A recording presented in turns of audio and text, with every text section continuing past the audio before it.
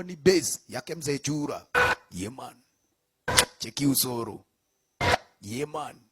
Ni hasa japa kuna mashakura. Ate! Mwanaume chuga. Kagua. Alishinda kwa nini zizi na kamkamu. Ngoja!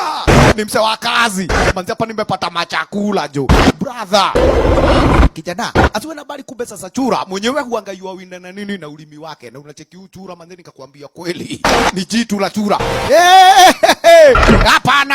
Hapa iwezekani kafra. Waya kai. Lo! Chaki. Uoni ulimi tu. Brother, kitu inaka pale kama rami. Bahati mzuri kwa bapa hivi kuna dogi. Na Chura yuagwea dogi vilivyo. Kagua. Kaumbwa nako kalianza kupiga nduru hapa. Kaanza bweka. Vipi? Wacha. Jo already amechanganyikiwa. Jaribu hapa Chura aliona hapana. Kama chakula aziezi go missing shikwa mguu. Already anza kumeza mezwa. Jamaa anza kuvuta tata.